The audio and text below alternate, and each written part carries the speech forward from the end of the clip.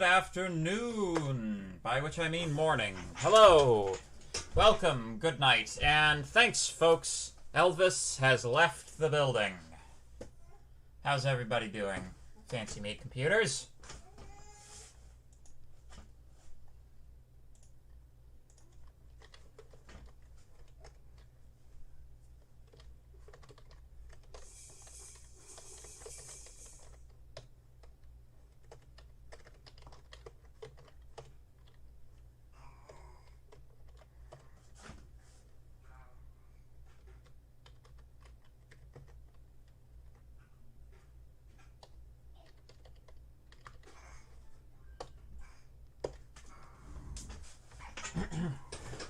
It's wintertime.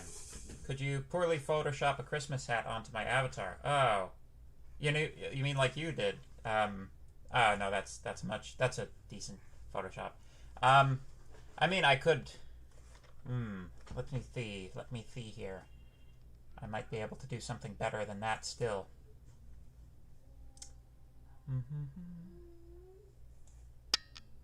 Can I convert the stream to Christmas colors?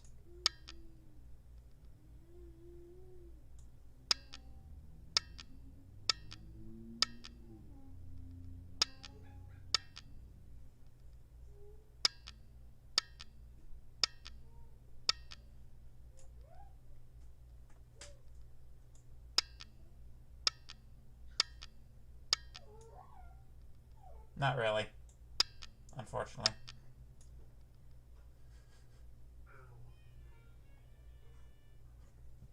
Alright.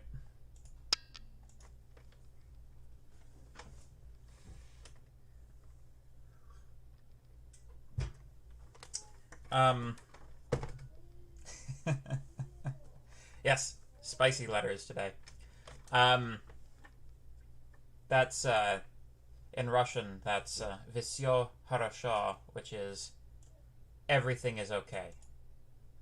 Have I been monetized yet? No, actually. I still have 125 subscribers. I still have 125 sub-snipers to go. And, you know. So what's the problem with all you people? Why aren't you creating all kinds of fake accounts and subscribing to me?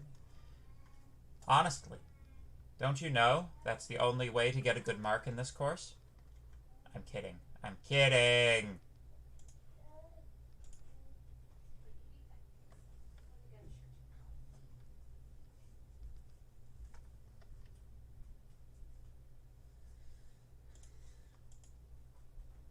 Bringing it back, I did my job. I subscribed. Where's the baby? The baby right now is, He's gross. He's gross. Yeah, you don't want to see him right now. Right now he's Plague Baby. Yeah,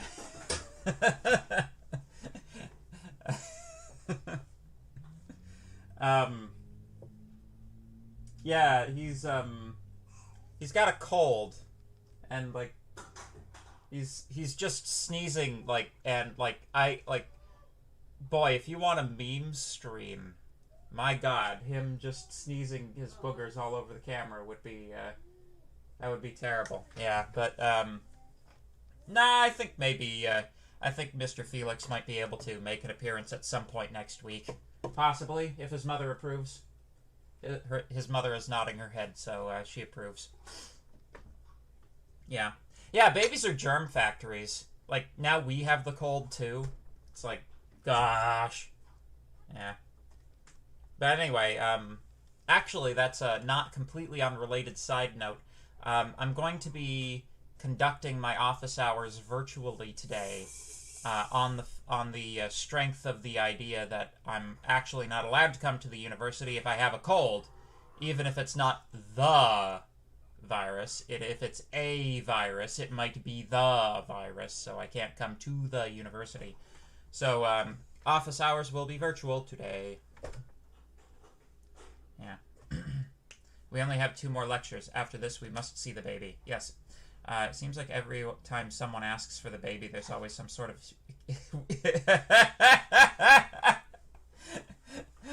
Are you saying that the baby and I have never been photographed together, a la Spider-Man? Is that what you're saying right now?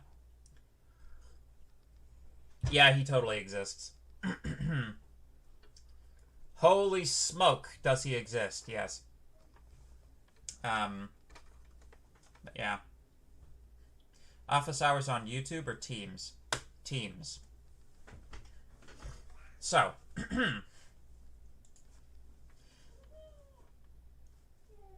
Is it some weird Clark Kent Superman thing? No, it's just, no, to be honest with you, it's like more of a,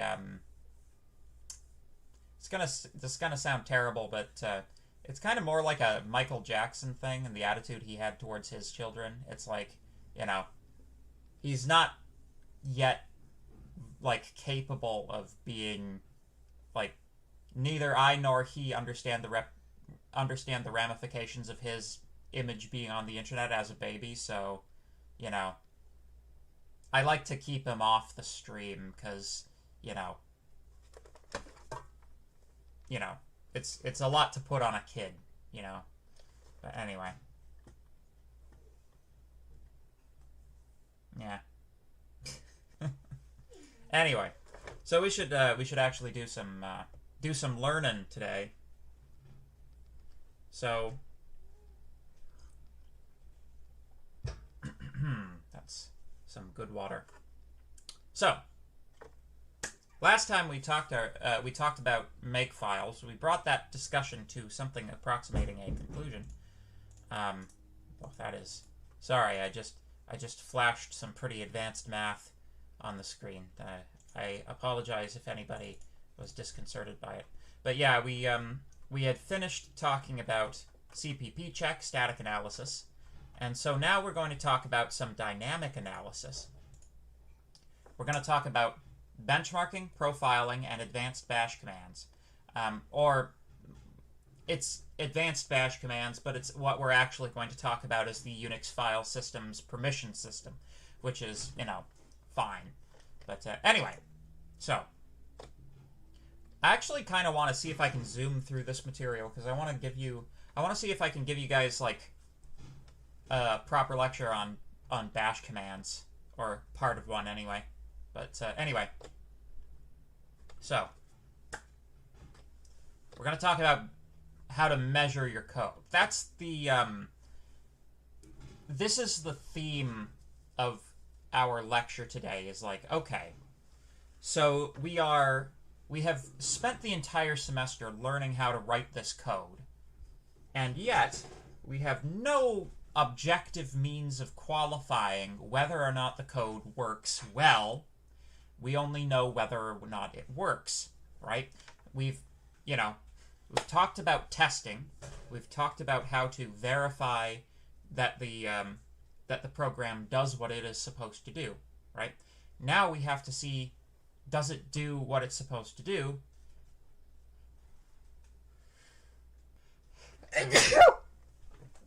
Pardon me.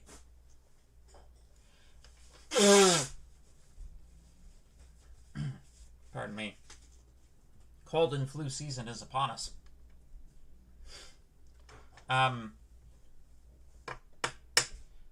It's not sufficient to just know that it computes the correct result, right?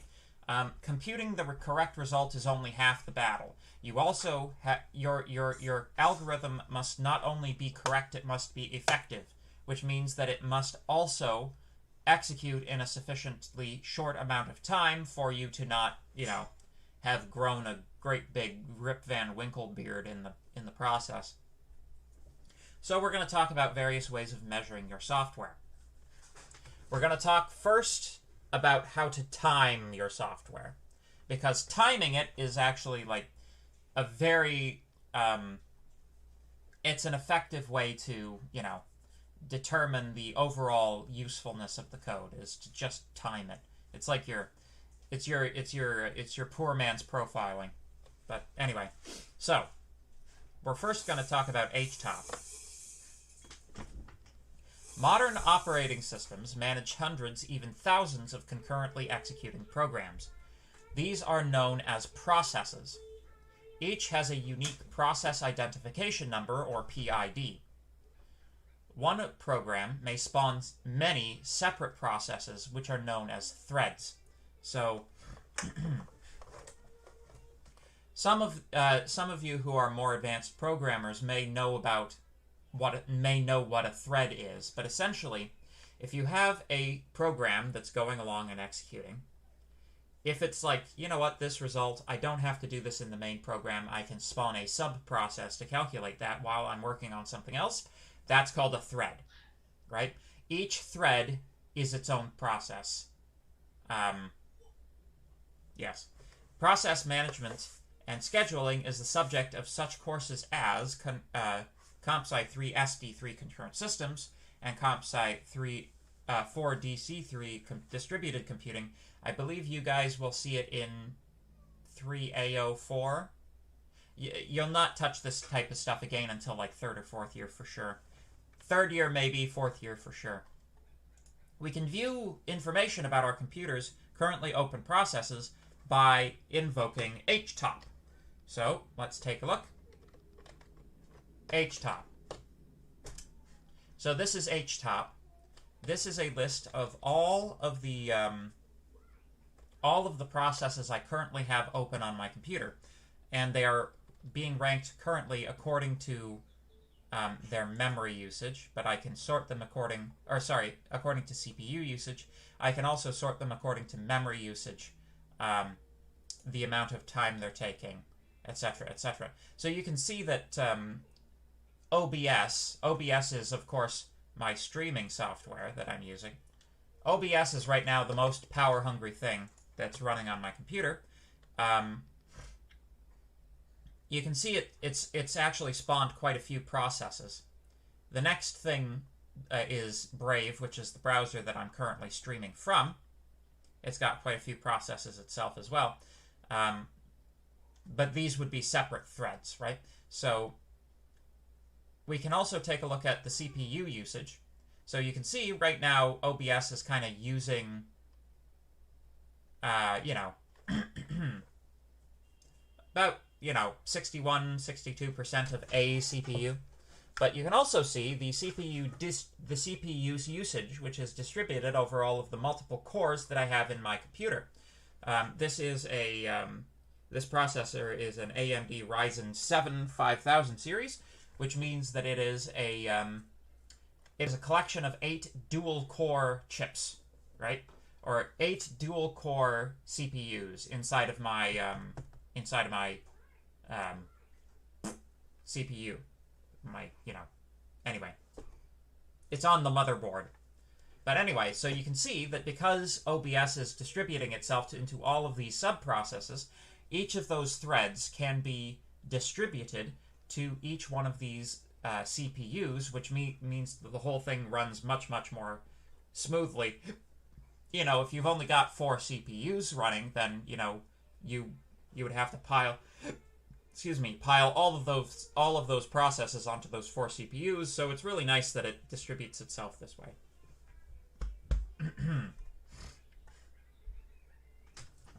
Yes. Close OBS, save CPU usage. Yes, but, no. Yeah. Yeah, so this is Task... Yeah. This is basically Linux's version of Task Manager. Because... Pardon me. You can also shut down processes from this interface. That's what F9 kill does. It sends sigkill to any of these processes. We studied signals, so we know what is meant by sigint and sigkill. So, this is just a picture of what I just showed you. Useful things to know. Among the information displayed is % utilization of each CPU core in your computer, memory usage out of the total available memory, swap space usage, the number of processes and threads currently running, how long it's been since you turned off your computer. For each individual process, you can easily see memory and CPU usage, origin within the file system, and which user is running it. You can also use htop to terminate processes. Hasta la vista, baby.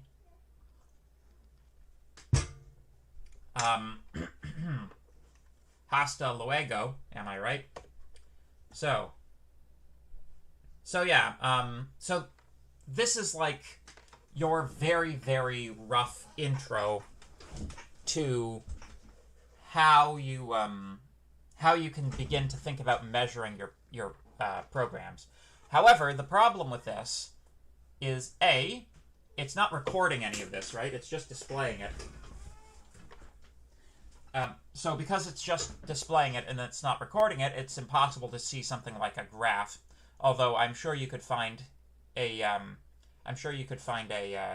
utility somewhere made for Linux systems which perform such operations. But yeah. So let's talk about benchmarking. Benchmarking is the practice of measuring a product's features or performance and comparing the results to other products of a similar nature. The term benchmarking derives from the 19th century. A benchmark was a channel cut into stone to mount measuring equipment. In hardware, benchmarking involves executing batch operations that push the hardware to its limits. You would, for example, benchmark a CPU by running some particular programs through it and seeing how long it takes that CPU to execute those programs. You know, it's like, I've seen benchmarking programs that are something like find all of the prime numbers under 1 million. Some kind of like simple numeric sort of thing. But, you know, it's like the problem should be a simple numeric one, but it should be a difficult problem to actually execute. Like, finding prime numbers is actually reasonably intensive thing to do computationally. Just ask any Bitcoin miner how much work it is to find prime numbers. So, in software, we are typically interested in the time and memory performance of a program. With HTOP, we can see these parameters for active processes, but what about a process that takes a fraction of a second, which probably is going to be most of the ones that you've worked on so far? We need a stopwatch program.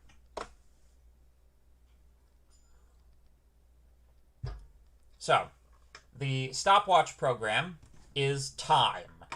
So, let me see if I've got a good program here.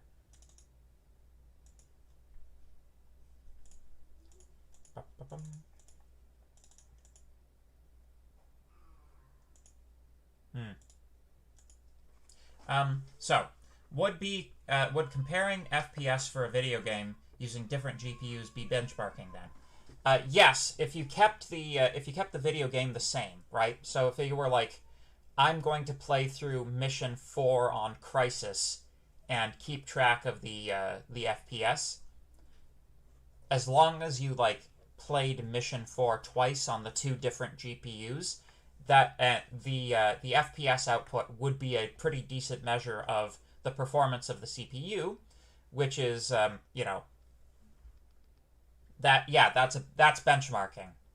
That is benchmarking. I will sometimes use Minecraft to benchmark because it's like you can get like a rough estimate of how good the computer is by how quickly it will load chunks in Minecraft, and it's a nice visual representation. But yeah, but we're gonna be a little bit more scientific than using Minecraft to benchmark. Some other common ones, maybe not for CPUs, but probably for GPUs, is rendering large models. Yes, absolutely. Rendering large models is also a good one. But that's hardware benchmarking, and we're primarily interested in software benchmarking. So, chupa chupa chup. Let me think here. I think I might have to write a quick benchmarking program here for you guys. No, there's not going to be any Minecraft benchmarking on the exam. So this will be topic 12.c. There we go. Oh. What? Get out of here, you. Topic 12. Get it. Topic fib dot c. So the Fibonacci sequences, I'm going to pull in the Fibonacci sequence because it's a fairly simple algorithm. I'm going to do recursive Fibonacci sequence. Include stdio.h.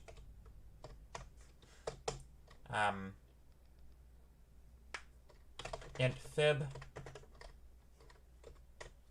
of int n. Let's make that long ints, shall we? In fact, let's make it long ints.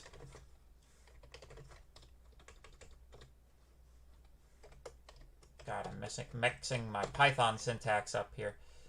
If n is equal to 1, or n is equal to 0, return 1, else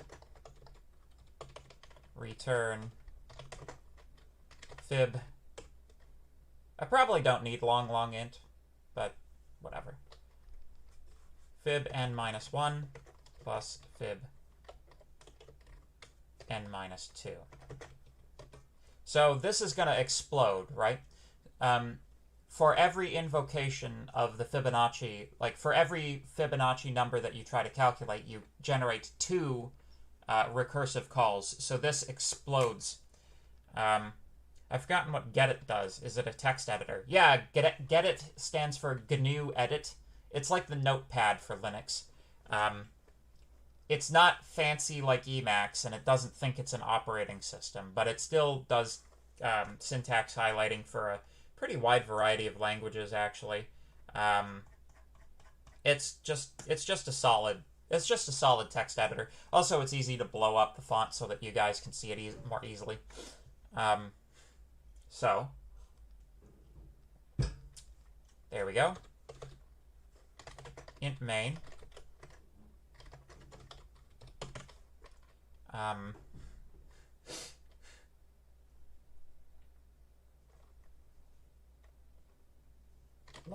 Long int I is equal to fib.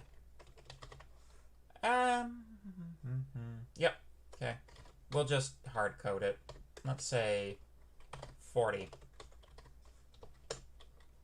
We'll try this out a few times. Print f long d new line. So fib of int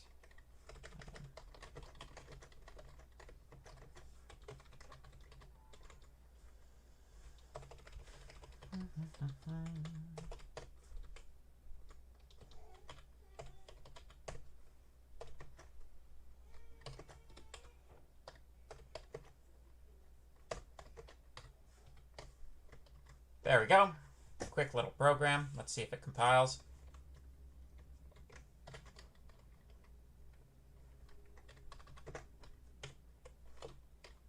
It compiles. Ha! No compiler errors. Is it okay if my code for assembly takes a very long time to compile? For division 2, I had to subtract 2 from the number until I reached 0. Yeah, it's okay if it takes a while. As long, like, I'm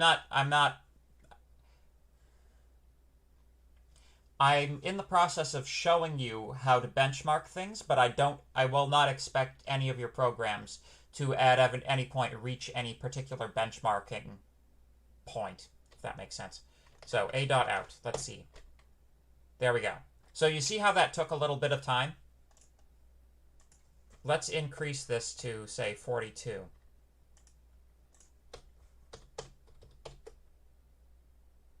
There we go. So, very simple.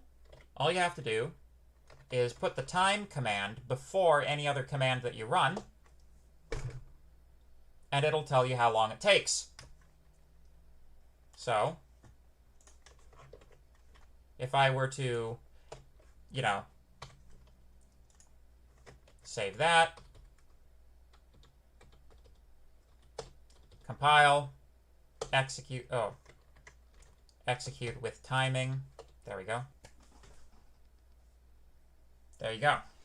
So you can see how I'm modifying the value of one variable in the program, and that permits me to get a sequence of times, right? So this is something you could graph, essentially, is what I'm trying to say here, right?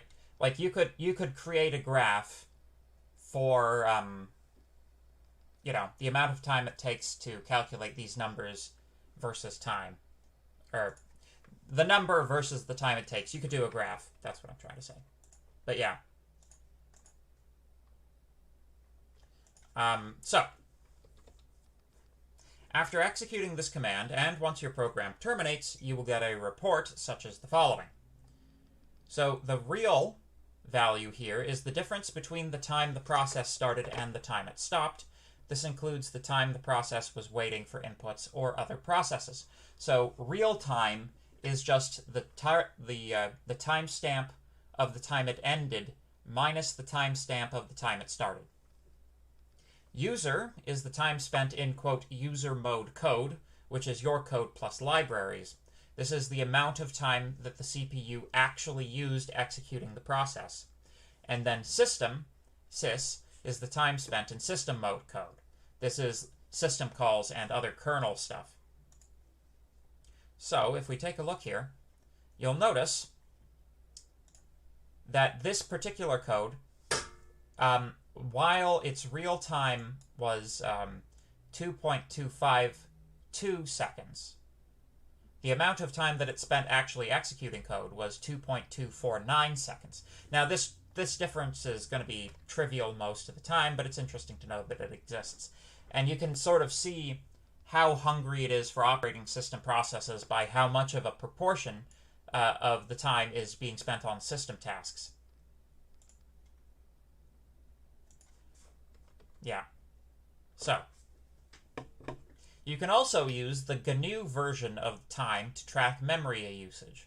So, Bash has its own version of time, which it defaults to. So we have to specify the full path for getting like the GNU operating system version of time. Basically, in Linux, there are two different time functions. One is tied to the shell. The other is tied to the operating system more generally. So you can access the operating system version by specifying the path to it specifically. It's in user bin time. The v flag specifies verbose mode. This produces a lot of statistics on our command's execution, such as maximum resident set size, the amount, which is the amount of physical memory your process was allocated by the operating system, and exit status, the integer that your command returned. Non-zero exit statuses indicate abnormal exit. It also tracks things like file system interactions and network usage. While time gives you a quick rough idea of how many resources your program is using, you'll often need more detail than this. But let's just use the verbose mode on the GNU version and see how that fares. So user/bin/time in verbose mode, and then a.out.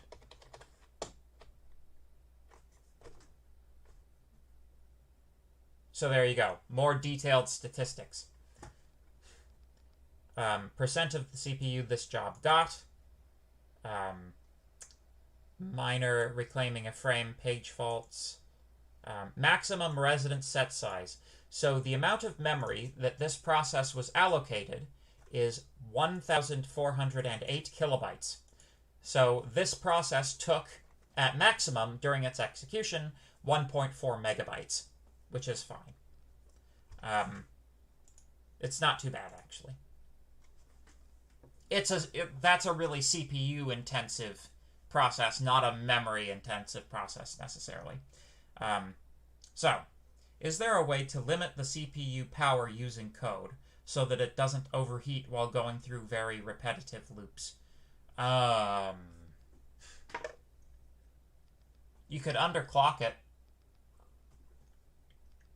Actually, I don't know if I'm showing my age here. I don't know if like overclocking or underclocking your CPU is a thing that you can even do anymore. You used to be able to do that in the 90s. You could like, if your CPU had a tendency to overheat, then you could go in and like set a parameter that like reduced the clock speed of the CPU.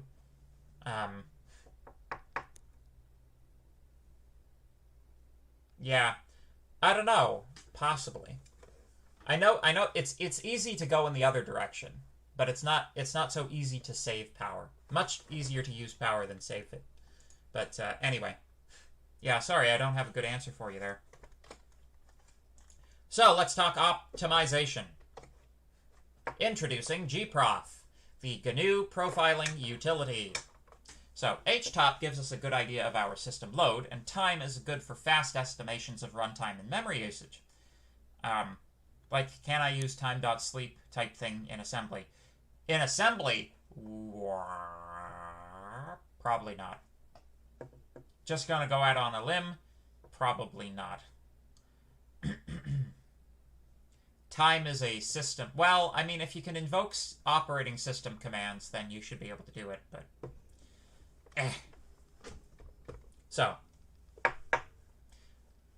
these programs like these do not tell us anything about the program's structure.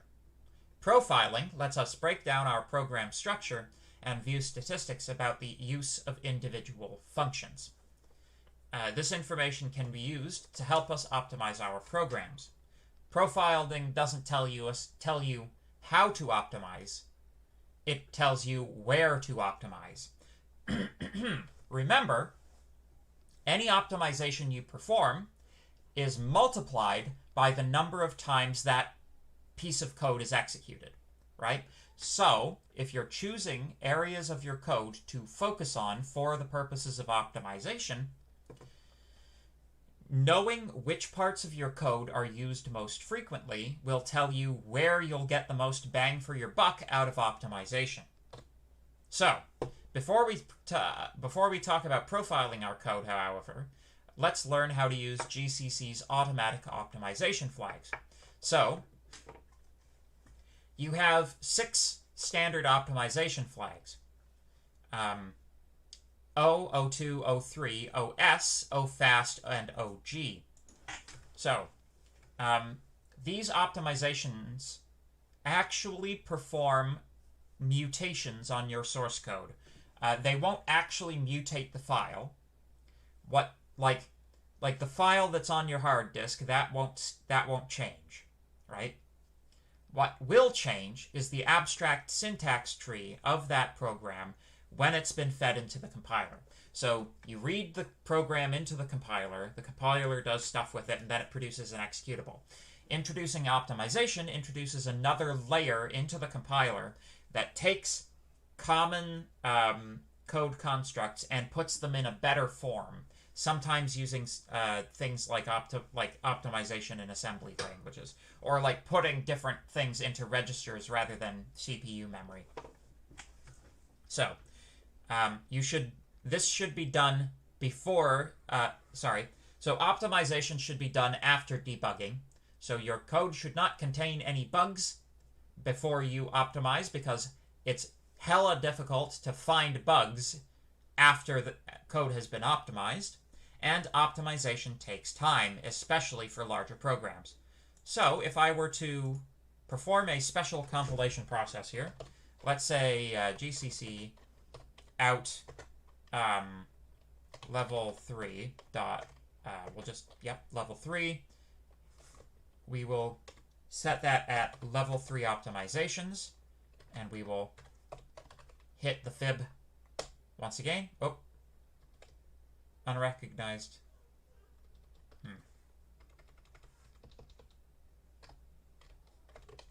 Oh, I hit 0. There we go. Good. So that, you can see that took like a little bit of time, but it didn't take a lot of time. So level 3 is now our level 3 optimized executable. Let's time it.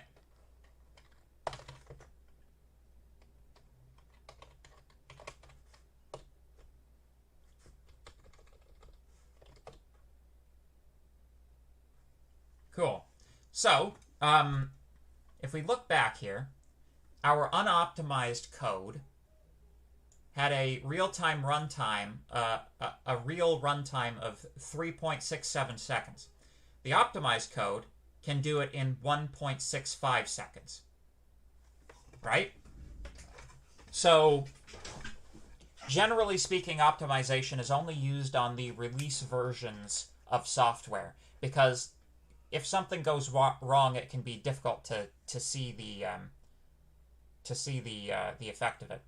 But the other thing to count is, like, that number is also the same as that number, so it's faster, but it's still producing the correct answer. Right? Any questions? Give me a thumbs up if that makes sense to you.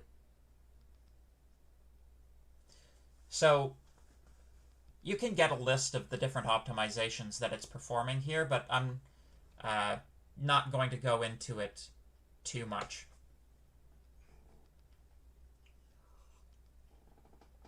Size optimization is something that you guys should be interested in, because that applies to embedded systems contexts. What that does is it optimizes for the size of the program itself. Right? So if you need to get your code to fit on a tiny little PIC microcontroller or a tiny little Atmel or something, size optimization might let you squeeze that code down to a sufficiently small size that you can actually fit it on the thing itself. This was the type of optimization they did on Pokemon Red and Pokemon Gold and Silver, because the original bits of it were too big for the cartridge, which is why they had to, like, chop up the Kanto region and significantly reduce its size so that everything could fit on the chip. But anyway, so, compiling for gprof. gprof requires code to be inserted into your source code file by GCC so that it can keep track of things. So essentially, what gprof does is it measures how many times your functions are used and how long it takes for them to be used. So it requires a special compilation process. You have to compile your program using the PG flag. So we're going to use the same program. So GCC, PG, fib.c, out,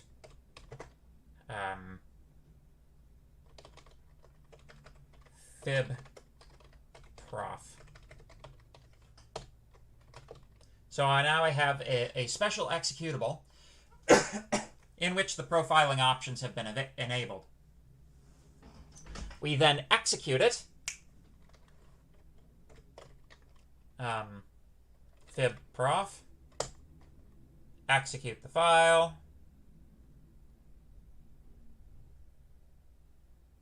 It's taking a lot longer.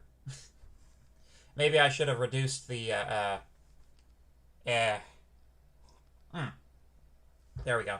Alright, didn't take too much longer. So,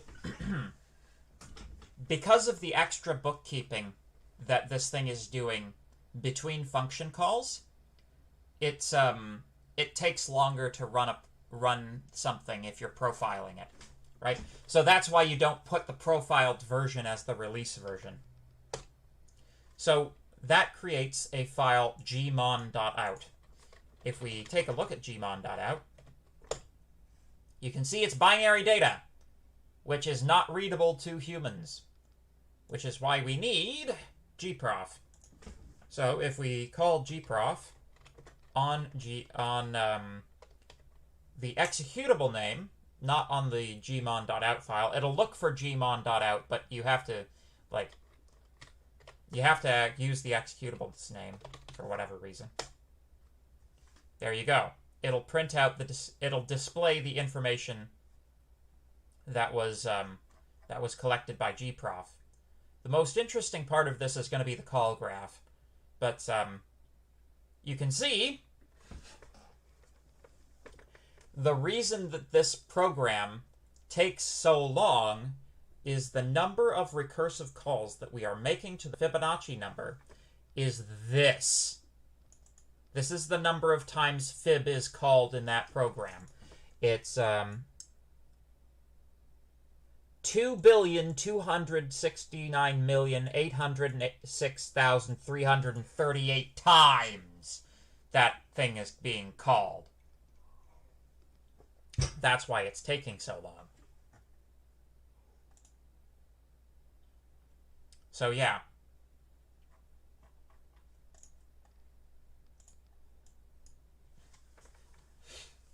So obviously, any optimization that we perform over the Fibonacci algorithm there will yield, you know, if we save, you know, one billionth of a second, we multiply that by 2 billion executions, and therefore come out with 2 seconds worth of optimization, which is pretty amazing. So that's numbers for you. The generated file has lots of tasty information. So this is for a larger program with more functions. But essentially, you've got 2 main views here. You've got what's called the flat profile. This is the flat profile, and that is essentially the number of times it's profiling information for each function in your program, right? So we only really have the one fib, and you can see the time spent is 93.49% of the time is spent in fib. Apparently some dummy frames are being created. But, yeah. So it spends 2.5 seconds executing it. So that's your flat profile. The flat profile provides the following information for every function of your program, every function your program uses, yes, even libraries. So the percent time is the percentage of the total runtime the program spent on each function. Cumulative seconds is the number of seconds spent in this function plus all the entries above it in the table. Self seconds is the number of seconds spent in this function alone. Calls, the total number of times this function was called. Self milliseconds.call, average time spent in this function per call. And total milliseconds per call, average time spent in this function, and descendants per call. And the name is, of course, the name of the function. So if we take a look at this guy, self seconds per call, total seconds per call, you know.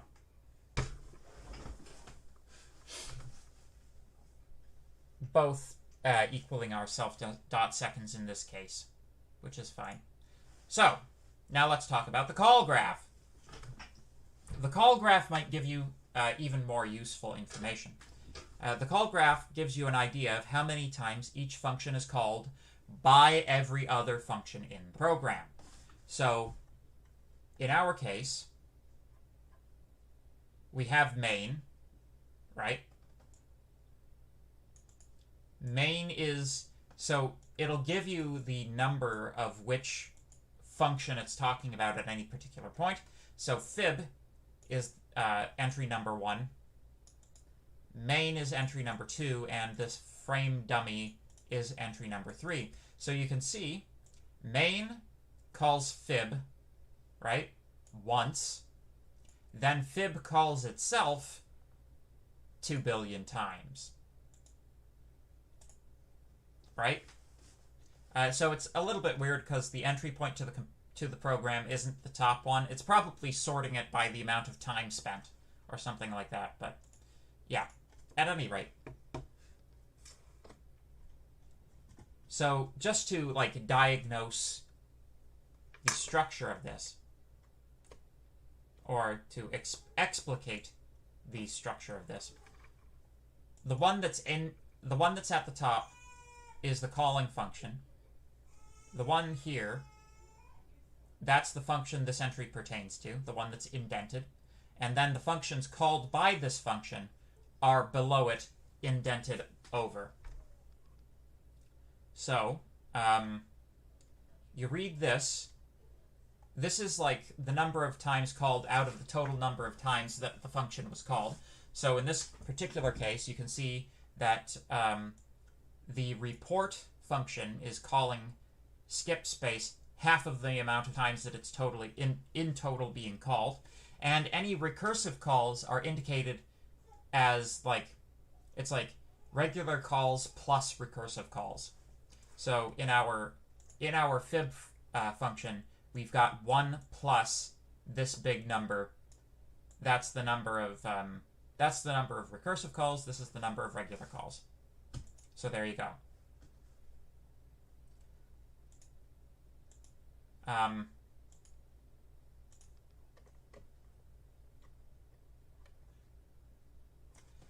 Taking the information above and arranging it into a call graph diagram yields the following.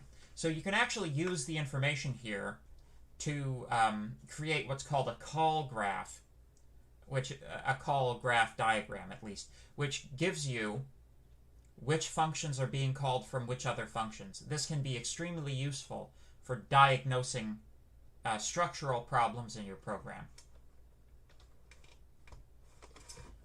Any questions about that?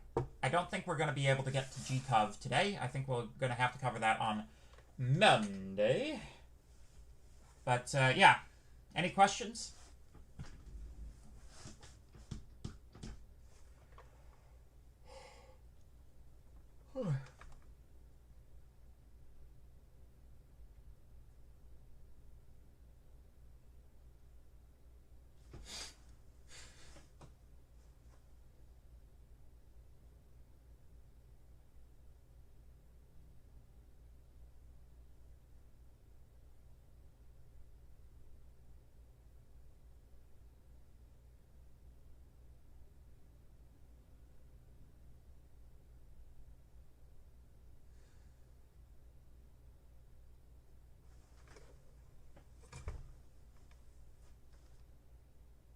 Is this stuff something we could put in a makefile? Oh, boy, howdy, yes. So, gprof is a special compilation process coupled with an execution of the program, right? In the same way that we wrote a rule for testing, we could also write a rule for profiling, right? Yeah, absolutely. All of this can be automated.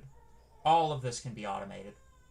You can even, like, throw in, you know, high-level optimization flags. You could write, like, production build. You could write a production build rule, throw in the optimization flags, and, you know, anything that you, like, if you had any debugging business in there, you could remove that and stuff like that.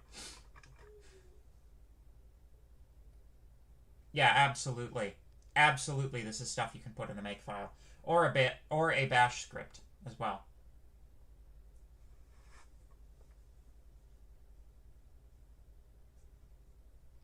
That's kind of the whole point.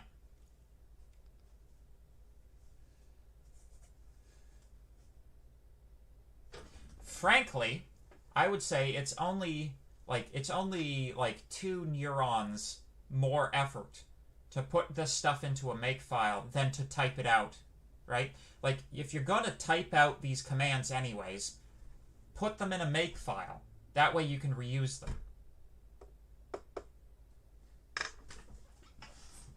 Any advice on how to study for the exam? Well, we're going to be releasing a practice exam, so that's going to be a good study aid right there.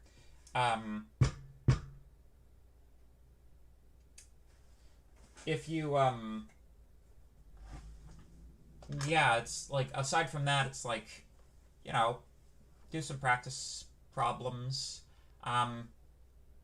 If you need practice problems, a good practice, and I think I suggested this at the beginning of the semester, like take some of your old assignments from Python program, like first year Python. See if you can do a C implementation of them. If you need practice problems, that's like all the practice problems you will ever need. But you should also make sure you're studying the particular topics we covered, like pointers. Make sure you know what pointers do. When is the last day of classes? It's Wednesday. So, last day of classes is Wednesday. We'll have class Monday and Tuesday, so Tuesday will be our last class. Normally, for the last class, what I do is I solicit questions from the audience. We do, like a practice session / review session. I know the exam is, like, a fair distance from Wednesday, but it's actually closer than you think. So we'll do a review session.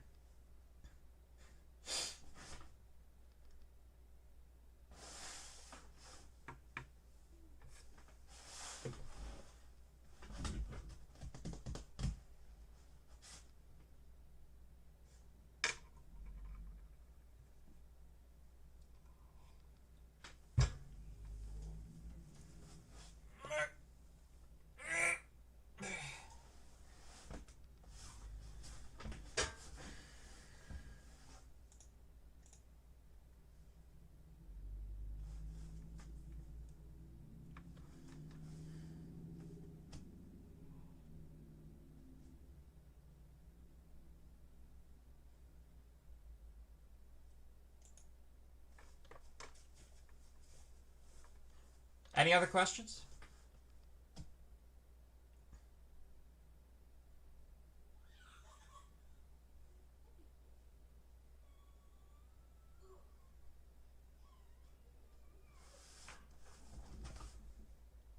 If not, then I'm going to log off here. Thank you, everybody, for your time and attention this morning. I'll see you on Monday.